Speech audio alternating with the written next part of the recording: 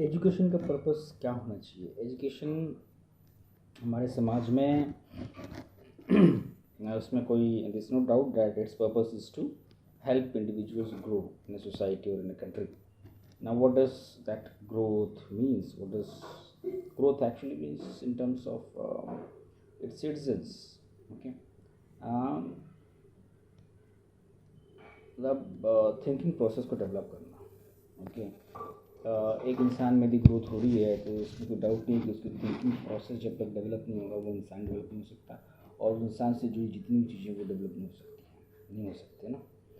तो इंसान की जो थिंकिंग है उसको डेवलप करने का एक तरीका है जिसको हम कहते हैं क्रिटिकल थिंकिंग. एजुकेशन का पर्पस होना चाहिए क्रिटिकल थिंकिंग को स्टूडेंट को डेवलप करना. अब हो क्या रहा है, क्या क्रिटिकल थिंकिंग को हम डेवलप कर रहे हैं और क्रिटिकल थिंकिंग कैसे डेवलप होती है इसको जानना ज़रूरी है. क्रिटिकल थिंकिंग डेवलप होने का मतलब है developing the habit of questioning. कोई चीज़ कैसे है, क्यों है, और उसका प्रोसेस क्या है. ठीक है, और ये हैबिट जब इंसान में डेवलप होती है, जब ह्यूमन माइंड में जब ये हैबिट डेवलप हो जाती है, उसका टोटल पर्सनालिटी और उसका टोटल लाइफस्टाइल चेंज हो जाता है, और उसकी वजह से उसका टोटल सोसाइटी जो है, ठीक है, वो भी चेंज हो जाता है. उसके टच में आने वाली जितनी भी चीज़ें हैं वो भी चेंज हो जाती हैं. इसलिए ये बहुत ज़रूरी हो जाता है कि एक इंसान में, एक इंडिविजुअल में क्रिटिकल थिंकिंग डेवलप हो. अब क्रिटिकल थिंकिंग डेवलप होने से क्या क्या और चीज़ें होती हैं. ठीक है, क्रिटिकल थिंकिंग डेवलप होने से you stop the habit of accepting things just for the face value. और चीज़ों को ऊपर से देख के जैसा चल रहा है, यदि मेजोरिटी है सिर्फ इसलिए उसको मान लेना, ज़्यादातर लोग उसको कर रहे हैं, ज़्यादातर लोग उसको बोल रहे हैं, उस चीज़ को मान लेना, this is called accepting things for the face value.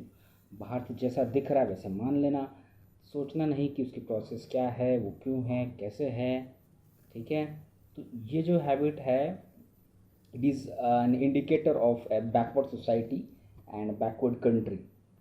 तो हम डेवलप्ड कंट्रीज़ में देखेंगे तो लोगों में क्रिटिकल थिंकिंग ज़्यादा है. उसको बचपन से ही सिर्फ स्कूल और कॉलेज की जिम्मेदारी नहीं होती है क्रिटिकल थिंकिंग को डेवलप करना, है ना, क्योंकि education starts right from the home. एक बच्चा जब जन्म लेता है उसके फैमिली मेम्बर्स, उसके सोसाइटी के लोग उसकी थिंकिंग को बचपन से ही शेप करने लगते हैं, जिससे भी हम कह सकते हैं कि क्रिटिकल थिंकिंग डेवलप होती है. तो बचपन से ही क्रिटिकल थिंकिंग डेवलप होगी तो उसका एक अलग इम्पैक्ट आता है आगे चल के. ओके, तो चीज़ों को जस्ट ऐसे ही नहीं मान लें. धर्म तो एक बहुत बड़ा माध्यम रहा है क्रिटिकल थिंकिंग को बंद करने का. ठीक है, जैसे फियर, इंसान के अंदर जैसे फियर आएगा और चीज़ों को जोड़ दिया जाएगा धर्म से, स्वर्ग नरक और कर्म और पता नहीं क्या क्या चीज़ें हैं, तो धर्म इन चीज़ों को इंसान से जोड़ता है.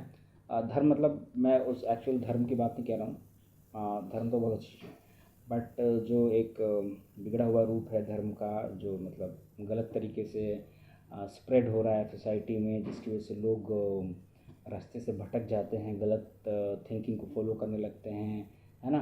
तो उन चीज़ की वजह से क्रिटिकल थिंकिंग इंसान की अंडर डेवलप्ड रह जाती है, वो प्रॉपर डेवलप नहीं हो पाती है, जिसकी वजह से दंगे फसाद झगड़े और फलाट मतलब बहुत सारी चीज़ें, एंटी सोशल एलिमेंट्स डेवलप होती हैं सोसाइटी में. तो मतलब ऐसी चीज़ों से दूर रहना है, और ये जिम्मेदारी है हमारे एजुकेशन सिस्टम की. एजुकेशन सिस्टम ऑब्वियसली फैमिली के बाद की मैं बात करूं तो स्कूल्स में किस तरीके से करिकुलम सेट होता है, किस तरीके से, मैंने तो यहाँ तक कि एक्सपीरियंस ये भी किया है, टीचर्स खुद मतलब किताब में तो कुछ और पढ़ा रहे हैं बट जनरल कॉन्वर्जेशंस में वो कुछ और बातें करते हैं.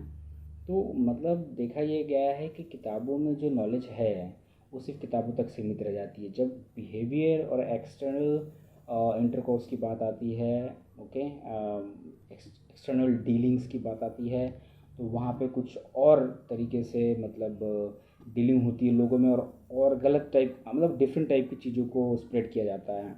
मतलब किताब की चीज़ें किताब में रहने दी जाती है और एग्ज़ाम में बस लिखना है वहाँ तक सीमित. तो this is an example of a very corrupt education system. अच्छा, वो चीज़ें जो किताब में पढ़ते हैं हम सोसाइटी में इम्प्लीमेंट क्यों नहीं होती है ना.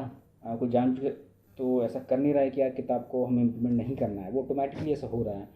तो किताबों में चीज़ें ऐसी हैं, मतलब कंटेंट ही ऐसा है उसका, तो उस चीज़ को दुरुस्त करने की ज़रूरत है. जो चीज़ को बच्चा कर ना सके, है ना, उसको पढ़ाया नहीं जाए तब तक, या कोई चीज़ आपको पढ़ाना है तो सबसे पहले उसको प्रैक्टिकल से स्टार्ट करो, ठीक है, उसके बाद उसको समझाना चाहिए, ताकि चीज़ें जो आपकी प्रैक्टिकल लाइफ है और जो एजुकेशन लाइफ है उसमें आपस में रिलेशन हो, ठीक है। ऐसा नहीं कर पाने से ये एजुकेशन सिस्टम करप्ट हो जाता है धीरे धीरे, और it is limited to rote learning and just producing it on a piece of paper during exams. So this should not be how education system should shape in a society.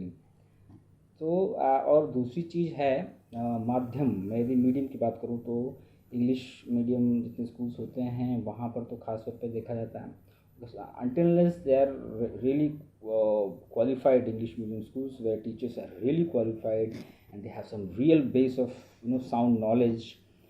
Otherwise जो normal English medium schools होते हैं जहाँ के teachers भी इतने qualified नहीं होते हैं, वहाँ पे बच्चों की भी मजबूरी हो जाती है रॉट लर्निंग करना, चीज़ों को समझते नहीं हैं, और मतलब काफ़ी हद तक चीज़ों को वो लोग मतलब अपने लाइफ को, पूरे ईयर्स को, जिस दरमियान वो पढ़ाई करते रहते हैं वो पूरे ईयर्स को वेस्ट करते हैं। वो एक भले लैंग्वेज, छोटा मोटा टूटा फूटा लैंग्वेज सीखते हैं, उसके अलावा वो अपना कंटेंट होता है वो सारा वेस्ट हो जाता है, क्योंकि वो उनके मदर टंग में नहीं है। तो इसलिए बहुत ज़रूरी है एजुकेशन सिस्टम को मदर टंग में होना दिया जाना चाहिए, मतलब एजुकेशन जो है वो मदर टंग में होना चाहिए, ताकि लोग उसको ज़्यादा इम्बाइब करें चीज़ों को, और रॉट लर्निंग से जितना दूर रहें बच्चे उतना अच्छा है। रॉट लर्निंग माइंड को, क्रिटिकल थिंकिंग को सप्रेस करती है, ये चीज़ समझना चाहिए। हम बच्चों को याद करने के लिए बहुत सारे बच्चों में ठीक है, but after certain age rote learning और याद करने की चीज़ों को प्रमोट बिल्कुल नहीं करना चाहिए। हमारा एजुकेशन सिस्टम, हमारा एग्ज़ाम पैटर्न जो है वो भी मतलब फैक्चुअल चीज़ों या रॉट लर्निंग चीज़ों को कम फोकस करना चाहिए। कॉन्सेप्चुअल चीज़ें हैं उनको ज़्यादा फोकस करना चाहिए, उनको ये प्रमोट करना चाहिए कि स्टूडेंट्स जो हैं चीज़ों को एनालिटिकली पढ़ने और समझने में ज़्यादा फोकस करें रादर दैन चीज़ों को रिमेंबर करने में, क्योंकि रिमेंबर करने से क्रिटिकल थिंकिंग सप्रेस होती है, उसमें कोई डाउट नहीं है।